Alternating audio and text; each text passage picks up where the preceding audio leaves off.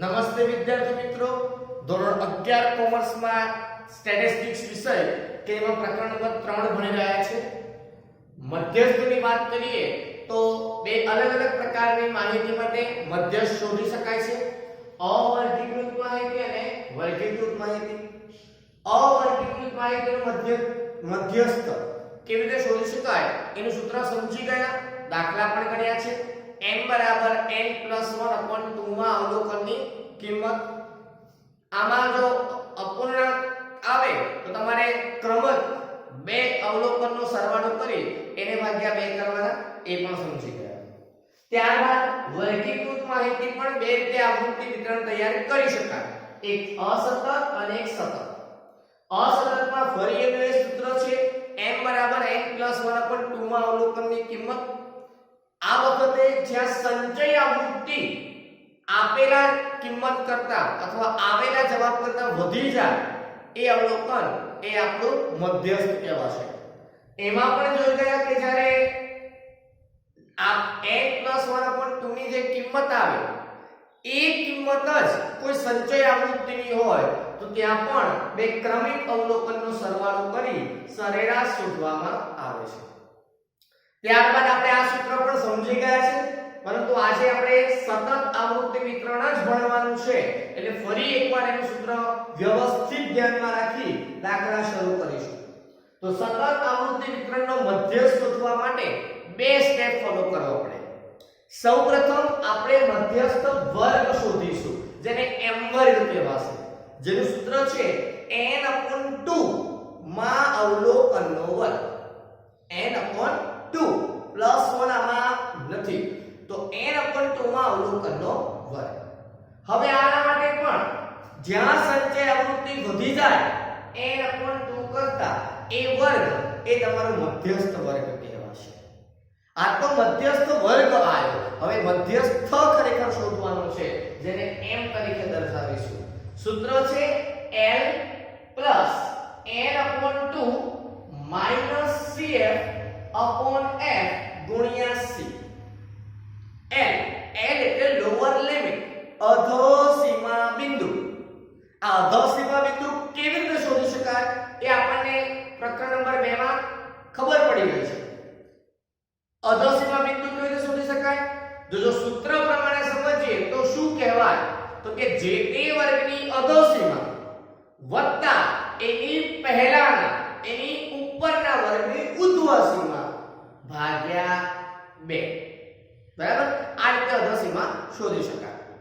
પરંતુ શોર્ટકટમાં સમજીએ તો જ્યારે નિવારક વર્ગો હોય તો જે અધોસીમા છે એને જ આપણે અધોસીમા બિંદુ કહી દઈશું તો ચાલશે.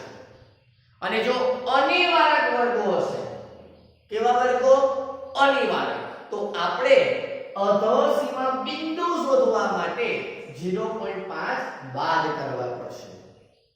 આમાં થોડું ધ્યાન એવું રાખવાનું કે અનિવારક વર્ગોમાં બંને વચ્ચેનો તફાવત 1 હોવો જોઈએ, તો તમે આ 0.5 બાદ કરી દો તો ચાલશે. આના સિવાયનો કોઈ તફાવત હોય, જોઈશું એક દાખલો. તો તે વખતે તમારે જે ઓરિજિનલ સૂત્ર મેં તમને કહ્યું હતું, જે તે વર્ગની અધોસીમા વત્તા તેની પહેલાના વર્ગની ઉર્ધ્વસીમા ભાગ્યા 2, આ સૂત્રને ફોલો કરી તમારે અધોસીમા બિંદુ શોધવું પડશે. પણ આપણે આ શોર્ટકટ રીતનો ઉપયોગ મોટા ભાગે દાખલામાં થઈ જતો હોય છે. ત્યારબાદ n/2 છે. આ n/2 એટલે ઉપર જે વર્ગ શોધવા માટે આપણે જે કિંમત મૂકી છે અને આપણો જવાબ જે આવ્યો છે એ વર્ગની કિંમત એ આપણે n/2 તરીકે સીધા લઈ શકીશું. દાખલા તરીકે n તરીકે 50 હશે તો 50 ભાગ્યા 2 25 થશે, તો એ 25 જ સીધા મૂકીશું, અહીંયા ફરી ગણતરી દર્શાવીશું નહીં. ત્યારબાદ માઈનસ છે cf ક્યુમ્યુલેટિવ ફ્રીક્વન્સી, એટલે કે સંચય આવૃત્તિ. પણ આ સંચય આવૃત્તિ લેવાની કઈ? તો કે મધ્યસ્થ વર્ગની પહેલાના વર્ગ. જે મધ્યસ્થ વર્ગ આપણો આવ્યો છે એની પહેલાનો વર્ગ, એની ઉપરનો વર્ગ, એની આગળનો વર્ગ, એની સંચય આવૃત્તિ આપણે લેવાની છે. મધ્યસ્થ વર્ગની ઉપર પહેલા જે વર્ગ હોય એની સંચય આવૃત્તિ. બરાબર? નેક્સ્ટ છેદમાં છે f. f એટલે ફ્રીક્વન્સી. હવે આ આવૃત્તિ કઈ લેવાની તો કે m વર્ગની પોતાની આવૃત્તિ. જે મધ્યસ્થ વર્ગ છે એની જે આવૃત્તિ આપેલી છે એ તમારે f તરીકે લઈ લેવાની અને ગુણ્યા c ક્લાસ ઇન્ટરવલ એટલે કે વર્ગ લંબાઈ. આ વર્ગ લંબાઈ પણ મધ્યસ્થ વર્ગની જ લેવાની છે. હવે માની લો કે વર્ગ લંબાઈ દરેક વર્ગોની અલગ અલગ છે તો પણ મધ્યસ્થના દાખલામાં ચિંતા નથી કરવાની. જે m વર્ગ આવે એની જે વર્ગ લંબાઈ હોય એને જ ધ્યાનમાં રાખીને આપણે વર્ગ લંબાઈ લખવાની રહેશે. બાકીના વર્ગોની વર્ગ લંબાઈ કેટલી છે અલગ અલગ છે એની ચિંતા આપણે મધ્યસ્થમાં કરવાની નથી. તો ફરી એકવાર સૂત્રને યાદ કરી લઈએ. m બરાબર બોલો શું આવે? હા, l+n/2 -cf/f ગુણ્યા c. બરાબર. અને આ સૂત્ર મૂકતા પહેલા આપણે m વર્ગ નક્કી કરવો પડે જે n/2 માં અવલોકનનો વર્ગ. આ રીતે શોધી શકાશે. તો આ જ વસ્તુને પ્રેક્ટિકલી દાખલા માટે સમજીએ તો ઉદાહરણ નંબર 22 તમે જોઈ શકો છો કે જે તમને પેજ નંબર 87 પર આપેલું છે.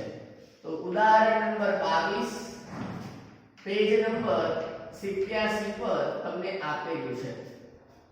દાખલામાં કોષ્ટક તૈયાર કરવાનું છે કે જેમાં તમારે ફક્ત સંચય આવૃત્તિ જ બનાવવાની છે. જો આપણે અહીંયા પણ જોઈ ગયા હતા અસતત. તો આના માટે તમે આડી કોષ્ટક રચના પણ તૈયાર કરી શકો અને ઊભી કોષ્ટક રચના પણ તૈયાર કરી શકો છો. બરાબર છે. તમને જે ફાવે એ રીતે તમે તૈયાર કરી શકો છો. બરાબર. ચલો અત્યારે માહિતી પહેલા વાંચી લઈએ. એક બેંકમાં દર દિવસે ભરાયેલા ચેકની સંખ્યાનું આવૃત્તિ વિતરણ નીચે પ્રમાણે આપેલું છે.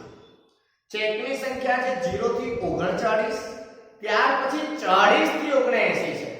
એટલે તમે જોઈ શકો છો કે પ્રથમ વર્ગની ઉર્ધ્વ સીમા 39 છે અને એના પછીના વર્ગની અધઃ સીમા 40 છે.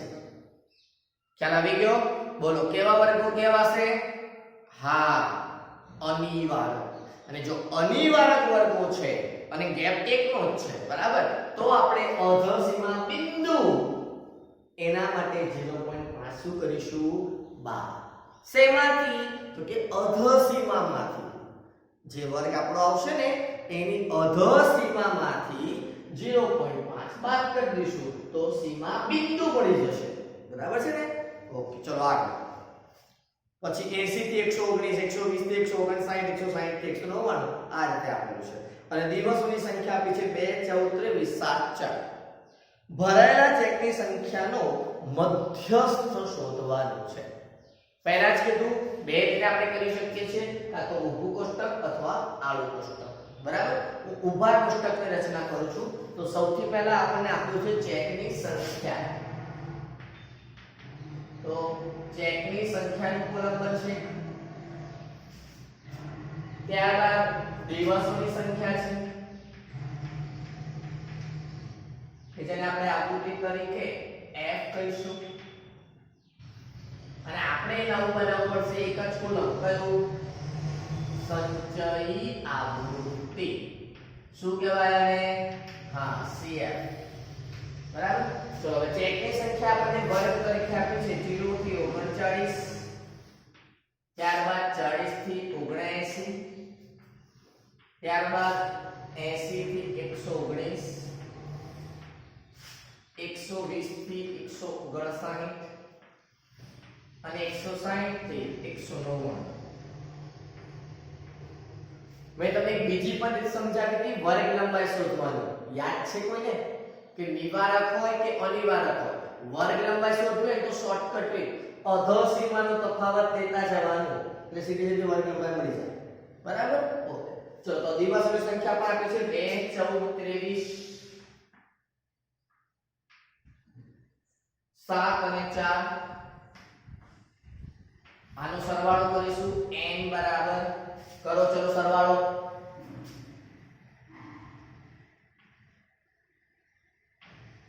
पचास થાય છે ચેક કરો. થયા 50. ઓકે, ચલો હવે સંચય આવૃત્તિ cf એ તો આપણે ને બે પહેલા એવા ને એવા, પછી 2 + 14 એટલે 16. ચલો 16 + 23 39. કેલ્ક્યુલેટર છે ને વાપરજો, હા ધ્યાન રાખીને. ખોટી ઉતાવળ કરવામાં આ તો સહેલું છે, મોઢે કરીએ. મહેરબાની કરીને છે ને આવા ભ્રમમાં ન લેતા. કરો મોઢે કરો, ના નથી જ. થોડી તૈયારી એવી પણ રાખવી પડે, પણ થોડુંક ધ્યાન રાખજો. હા, ચલો 39 + 7 46 + 4 50. આવી ગયું ને? હા. અહીંયા હવે 100 લખવાની જરૂર નથી, 50 50 100 એવું ન લખાય. ચલો હવે બે સ્ટેપમાં આપણે દાખલો કરવાનો રહેશે, બરાબર? તો તમારે પણ જે તે કરવાનું છે એ રીતે તમને બતાવી દઉં તો તમારે પુસ્તકની બાજુમાં જ પહેલું સ્ટેપ કરવું હોય તો કરી શકાય. આડું કોષ્ટક બનાવો તોય ચાલે, બરાબર? પણ આપણે ઊભું બનાવવાનું છે. ચલો હવે તમે કેવી રીતે કરી શકો છો? પુસ્તકની બાજુમાં એક ગણતરી કરી શકો અથવા નીચે જ કરી શકાય. ચલો શું કરી શકું છું? હું બાજુમાં એક ગણતરી બતાવી દઉં કે m2. ચલો m2 કેવી રીતે શોધાય? તો સૂત્ર છે n/2 માં અવલોકનની કિંમત અથવા અવલોકનનો વર્ગ, બરાબર? ચલો n કેટલા? તો કે n આવ્યા 50. n એટલે શું? તો કે આવૃત્તિનો સરવાળો. સિગ્મા f પણ આને કહેવાય, બરાબર છે? તો n એટલે 50/2 માં અવલોકનનો વર્ગ. ચલો નક્કી કરીને મને કહો 50/2 એટલે હા 25 માં અવલોકનનો વર્ગ. તો હવે જ્યાં 25 કરતા સંચય આવૃત્તિ વધી જાય એ વર્ગ પકડી લેવાનો. 25 કરતા વધે, હા, તો આની સામેનો વર્ગ એટલે 80 થી 119. આ આપણો m વર્ગ આવશે. 80 થી 119 આ આપણો m વર્ગ થઈ ગયો, બરાબર? હવે આ m વર્ગ માટે આ ચાર વસ્તુ નક્કી કરી લેવાની. l, cf, f અને c. આ ચાર કિંમતો આના આધારે નક્કી કરાય. એમાં l એટલે અધસીમા બિંદુ. તો કેટલું લેવાય? તો કે જો નિવારક હોત ને, નિવારક એટલે કે 0 થી 40 40 થી 80 80 થી 120 120 એ રીતે તો સીધે સીધે 80 લઈ લે, બરાબર ને? તો 80 લઈ લે તો m અધસીમા અને અધસીમા બિંદુ બંને સરખા જ કહેવાય. નિવારક વર્ગો હોય, હા, તો પણ આ વર્ગો કેવા છે જુઓ. હા, અનિવારક ને તો પછી આવું ન કરાય. તો શું કરાય? શોર્ટકટ. અનિવારક હોય તો 0.5 બાદ કરી દેવાના. શેમાંથી? 80 માંથી. એટલે 80 માંથી 0.5 બાદ કરશો તો કેટલા આવશે? 79.5. બરાબર? ચલો ત્યાર પછી નક્કી કરીએ CF બીજી કિંમત એટલે મધ્યસ્થ વર્ગથી આગળના ઉપરના પહેલાના વર્ગની સંચયી આવૃત્તિ. આ મધ્યસ્થ વર્ગથી ઉપરના વર્ગની સંચયી આવૃત્તિ 100. પછી નક્કી કરો F એટલે મધ્યસ્થ વર્ગની પોતાની આવૃત્તિ એટલે 30. અને C એટલે મધ્યસ્થ વર્ગની વર્ગ લંબાઈ. તો વર્ગ લંબાઈ માટે મેં કીધું હતું અધસીમાનો તફાવત લઈ લેવાનો. તો એના પછીના વર્ગની અધસીમા કે છે 120. તો 120 માંથી 80 કાઢી નાખશો તો સીધે સીધું મળી જાય. આમાં પછી એક ઉમેરવો પડે તફાવત કરીને, અથવા આમાં 79.5 પેલામાં 119.5 અને પછી તફાવત લાંબુ થઈ જાય. શોર્ટકટ રીતે હવે સમજો આ બેનો તફાવત કેટલો આવશે? 40. બરાબર? તો હવે સૂત્ર મૂકું છું. તો m બરાબર સૂત્ર l n/2. આની કિંમત અહીંથી લઈ લેવાની છે, તે મેં નથી લખી, બરાબર? પછી -cf f ગુણ્યા c. બધા કિંમત મૂકો, કેલ્ક્યુલેટર વાપરીને દાખલો આવી જશે. ચલો l 79.5 n/2 સીધા અહીંથી લઈ લેવાના 25 -cf આર્યા cf 16 f કેટલા 23 ગુણ્યા c વર્ગ લંબાઈ 40 શોધવાનો દાખલા. તો 79.5 વત્તા 25 માંથી 16 જાય તો કેટલા વધશે? 9. તો 9 ના છેદમાં 23 ગુણ્યા 40. આખા કૌંસનો જવાબ હવે લખી શકો છો.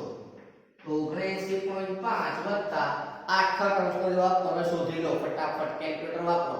9 ભાગ્યા 23 ગુણ્યા 40 કેટલા થાય છે 15.65 પોઈન્ટ પછી 2 લઈએ તો 15.65 થાય 79.5 માં 15.65 ઉમેરી દેવાના એટલે કેટલા આવશે 95.15 અને આ શું છે ચેકની સંખ્યા એટલે આ ચેક આવે આટલા ચેક તો મધ્યસ્થ m 95.15 છે કહેવાય બરાબર છે ને ઓકે તો બેંકમાં દર દિવસે ભરાયેલા ચેકનો મધ્યસ્થ 95.15 ચેક આવું કહી શકાય ચલો હવે આ જ રીતે બીજો એક્ઝામ્પલ જોઈએ એના પછીનો જ ઉદાહરણ નંબર 23 શું કહે છે 75 કુટુંબના પેટ્રોલના માસિક ખર્ચની માહિતી નીચેના પુસ્તકમાં આપેલ છે આ કુટુંબના પેટ્રોલના ખર્ચનો મધ્યસ્થ શોધો એટલે આ રીતે જ કરવાનું છે પણ ધ્યાન રાખવું પડશે કે પેટ્રોલનો ખર્ચ આપણને આખા દાખલામાં આપ્યો છે સુધી શબ્દ વાપર્યો આખા દાખલામાં પહેલા વર્ગમાં છેલ્લા વર્ગમાં હોય ને તો ચિંતા નહીં આવશે બરાબર કે પહેલા વર્ગમાં સુધી હોય ને પહેલામાં હોય વધુ ઓછા ને વધુ પહેલો છેલ્લો વર્ગ એવો હોય વચ્ચે વર્ગો આપ્યા તો ત્યાં ચિંતા નથી કરવાની એવું ને એવું જ હોય પણ આ તો બધામાં સુધી છે જો 200 સુધી 400 સુધી 600 સુધી તો આનો અર્થ શું થયો ખબર છે આ થી ઓછા પ્રકારનું કહેવાય શું કહેવાય થી ઓછા પ્રકારનું આવૃત્તિ વિતરણ અને આપણને ખબર છે કે થી ઓછા આપેલું હોય તો એને આપણે મૂળ આવૃત્તિ વિતરણમાં ફેરવવું પડશે પછી દાખલો ગણાય કારણ કે આપણે જે તે વર્ગની આવૃત્તિ એ બધું જોઈ છે ને એટલા વર્ગ જોઈશે અધસીમા જોઈશે તો આના માટે આપણે આપેલા થી ઓછા પ્રકારના આવૃત્તિ વિતરણને પહેલા શેમાં ફેરવીશું મૂળમાં ચલો એ યાદ છે કોઈને કે થી ઓછા પરથી મૂળ આવૃત્તિ વિતરણમાં શું કરવાનું બે જ વસ્તુ એક આપેલી કિંમત કઈ કિંમત કહેવાય અધસીમા કે ઉર્ધ્વસીમા કહેવાય તો કે થી ઓછા છે ઓછા એટલે ઓછા નહીં એમ એવું લોજિક એટલે ઓછા એટલે અધસીમા નહીં કઈ સીમા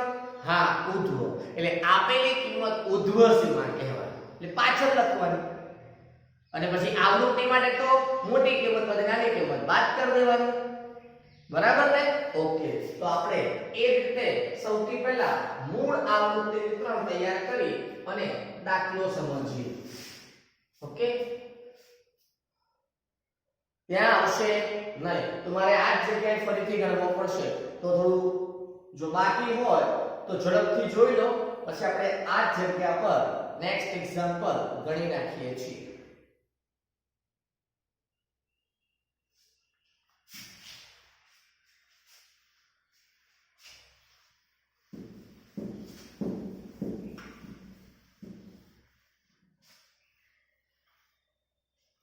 तो शुरुआत करिए नेक्स्ट एग्जांपल नंबर 23 पेट्रोल નો ખર્ચ તો પહેલા ઉદાહરણ નંબર 23 છે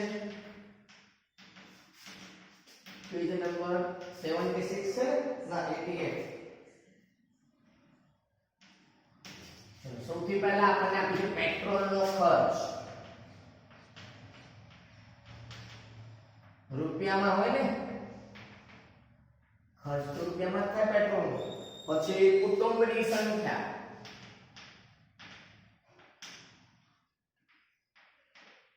જેને આપણે આવું તરીકે f દર્શાવીશું પણ ધ્યાન રાખજો આપણે મૂળ ફેરવીશું હો અને પછી આપણે લખીશું એ ગણી સંચયી આવૃત્તિ એટલે કે CI ચલો એક વખત ધ્યાન આપી દેજો ખોટી ઉતાવળ નથી કરવાની આપણે સૌથી પહેલા થી ઓછા આપેલું કહેવાય સુધી શબ્દ છે ને હા એટલે થી ઓછા આપેલું કહેવાય મૂળમાં ફેરવીએ તો પહેલા બધી ઉર્ધ્વ સીમા લખાય એટલે 265 400 પણ પાછળ 600 પાછળ 800 પણ પાછળ અને 1000 સુધી છે એટલે 1000 પણ પાછળ અને 1200 સુધી છે એટલે 1200 પણ પાછળ બધી ઉર્ધ્વ સીમા લખી દીધી અધર સીમા તો કે આ 200 અહીંયા આવી જાય ખબર છે આપણને પછી આ 400 અહીંયા આવશે 600 અહીંયા આવશે 800 અહીંયા આવશે અને 1000 અહીંયા આવશે આ ખબર છે પહેલા માટે લખવું હોય તો વર્ગ લંબાઈ પ્રમાણે 0 લખો અથવા 200 સુધી એવું લખી દો તો પણ ચાલશે બરાબર ઓકે કારણ કે પેટ્રોલનો ખર્ચ તો 0 થી ઓછો હોઈ ન શકે, બરાબર? એટલે આપણે 200 સુધી શબ્દ પણ ચાલશે અને 0 થી 200 વર્ગ બનાવી દેશો તો પણ વાંધો નથી. ચલો હવે કુટુંબની સંખ્યા કેટલી? તો કે પહેલામાં તો 2 ની 2 લખાય, પણ પછી 8 નો લખાય, કારણ કે 8 તો 400 સુધીમાં છે એટલે એમાં 200 સુધી આવી ગયા એટલે 8 માંથી 2 બાદ કરીએ તો 6 બાદ કરવાની, ડાબી બાજુ માઈનસ એવું પણ શોર્ટકટમાં લખાયેલું છે, ચેક કરજો. પછી 17 માંથી 8 જાય તો 9, 32 માંથી 17 જાય તો 15, પછી 57 માંથી 32 જાય તો પણ 15 જ આવશે અને 75 માંથી 57 જાય તો 18. બરાબર છે? તો આ રીતે આપણું આવી જાય છે. હવે n કરી સરવાળો એકવાર કરી જો, 75 થવો જોઈએ.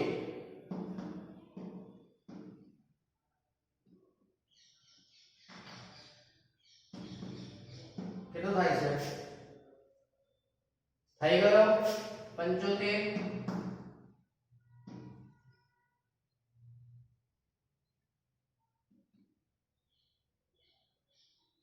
નથી થતો ને? હા હા, અહીંયા આગળ 25 આવશે, બરાબર છે. ચલો હા, 32 અને 57 છે ને? હા, એટલે 25 આવશે. પછી 75 થઈ ગયો. ચલો હવે સંચય આવૃત્તિ તો 2 ની 2, 2 + 6 8, 8 + 9 17, 17 + 15 32, 32 + 25 57. એ જ આવશે કે દાખલામાં આપી છે પણ કરી લો. 57 + 18 કેટલા? 25. ક્લિયર? હવે બે સ્ટેપમાં દાખલો. સૌથી પહેલા m² = n ના છેદમાં 2 માં અવલોકનનો વર્ગ. બરાબર? ચલો n/2 n કેટલા છે? 75. તો 75 ભાગ્યા 2 માં અવલોકનનો વર્ગ કેટલો થાય? કે 37.5 માં અવલોકનનો વર્ગ. હવે 37.5 થી જ્યાં આવૃત્તિ વધી જાય એ વર્ગ એ આપણો m વર્ગ. ચલો ક્યાં 37.5 કરતા વધે છે? 57 માં ને? તો 57 ની સામેનો વર્ગ એટલે કે 800 થી 1000 આ આપણો થશે m વર્ગ. એટલે m વર્ગ આવશે 800 થી 1000. આ આપણો m વર્ગ આવે. હવે આ m વર્ગ માટે ચાર કિંમત લખવી છે. એક n, એક cf, એક f, એક c. ચલો n એટલે અધોસીમા બિંદુ. એમાં જો નિવારક હોય તો આ જ લખી દેવાનું. જે અધોસીમા છે એ જ અધોસીમા બિંદુ. ક્યારે નિવારક હોય ત્યાં. છે નિવારક? છે ને? યસ. એટલે n એ 800 ના 800 જ કહેવાય. બરાબર? ચલો cf મધ્યસ્થ વર્ગની ઉપરના વર્ગની સંચય આવૃત્તિ કેટલી? 32. f મધ્યસ્થ વર્ગની પોતાની આવૃત્તિ કેટલી? 25. c મધ્યસ્થ વર્ગની વર્ગ લંબાઈ. તો નિવારક છે એટલે સીધે સીધું ખબર પડી જાય કે વર્ગ લંબાઈ કેટલી છે? 200. 1000 માંથી 800 બાદ કરવાના. બરાબર છે? ચલો હવે સૂત્ર m = n plus n/2 minus cf/f ગુણ્યા c. ચલો n કેટલા છે? 800. હવે ખાલી કિંમતો જોજો લખવાની, કેલ્ક્યુલેટર વાપરવાનું. n/2 37.5 cf 32 f 25 ગુણ્યા c વર્ગ લંબાઈ 200. હવે અંદર લો કે બહાર વાંધો નથી. ચલો 800 37.5 minus 32 એટલે 5.5 ભાગ્યા 25 ગુણ્યા 200. હવે કેલ્ક્યુલેટર પર એક સાથે જ જવાબ લઈ આવો. હવે કોઈ અલગ અલગ જવાબ નથી લાવવાનો. બરાબર? 5.5 ભાગ્યા 25 ગુણ્યા 200 કરી દો એટલે કેટલા આવે છે? ડબલ 4 44 એટલે જવાબ આવશે 844. છે પેટ્રોલનો ખર્ચ રૂપિયામાં એટલે બાજુમાં રૂપિયા લખી દેવાના. એટલે m મધ્યસ્થ તમારો આવશે 844 રૂપિયા. બરાબર છે? તો આ રીતે મધ્યસ્થને લગતા તમે દાખલા કરી શકો છો. ચલો હવે એક દાખલો હોમવર્કમાં આપી દઉં તમને. આજે એક આપું છું, કાલે કદાચ બે પણ આપું છું ને. તો સ્વાધ્યાયનો જ કરી નાખજો. 3.4 નો આમ તો તમે બીજો દાખલો છે ને એ પણ કરી શકો, બરાબર છે? તો હોમવર્ક તરીકે સ્વાધ્યાય 3.4 એનો દાખલા નંબર 2 પણ કરી શકો છો. હા, કારણ કે એમાં પ્રશ્ન એવો છે કે મધ્યસ્થ Q3 એટલે શોધવાનું બાકી છે, પણ મધ્યસ્થ શોધો એવું કીધું છે કે એકલો મધ્યસ્થ શોધવો હોય તો શોધી કઢાય, બરાબર? અને ત્યાર પછી ખાસ તમારે જે કરવાનો એ પાંચમો કરવાનો, બરાબર? પાંચમો, કારણ કે એમાં એકલો મધ્યસ્થ જ પૂછ્યું છે. બાકી બધામાં શું છે, મધ્યસ્થની સાથે બીજા પણ પ્રશ્નો છે, એ આપણે પછી ચર્ચા કરીશું. પણ અત્યારે પાંચમા દાખલામાં એકલો મધ્યસ્થ છે. બીજામાં તમારે મધ્યસ્થની સાથે બીજું બધું છે, પણ હમણાં મધ્યસ્થ તો શોધજો એટલે ખબર પડે. ક્લિયર? બીજું દાખલા નંબર 5 માં પહેલો વર્ગ તમે જોશો તો એવું આપ્યું છે કે 200 થી ઓછો, 200 થી ઓછો કેવું લખવાનું? કારણ કે પછી તો વર્ગો છે 200 થી 400, 400 થી 600, 600 થી 700, 700 થી 800 અને છેલ્લે પણ 800 અને વધુ જ લખવાનું. જેવું આપ્યું છે એવું જ લખવાનું. વર્ગ લંબાઈ અલગ અલગ છે એની ચિંતા નહીં કરવાની, તમારે તો જે મધ્યસ્થ વર્ગ આવે એની જ વર્ગ લંબાઈ લખવાની છે. ક્લિયર? તો એટલે બીજો અને પાંચમો દાખલો ટ્રાય કરજો એટલે તમને ખ્યાલ આવશે, એટલે આ કન્સેપ્ટ મધ્યસ્થનો ક્લિયર થઈ જશે. ઓલરેડી ભણીને જ આવ્યા છો એટલે હશે જ ખ્યાલ, છતાં પણ આપણી પદ્ધતિ સમજી લેજો કે આપણે કઈ રીતે કરીએ છીએ. બરાબર? કોષ્ટક રચના બનાવવાની વ્યવસ્થિત, સૂત્ર જગ્યા હોય તો નીચે લખી શકો, બાજુમાં લખી શકો છો આ પોઈન્ટ, અને પછી m નું સૂત્ર લખી અને દાખલો ગણવાનો. કેલ્ક્યુલેટરનો યોગ્ય અને વ્યવસ્થિત ઉપયોગ કરવાનો, બરાબર? એટલે તમારો દાખલો પરફેક્ટ થશે.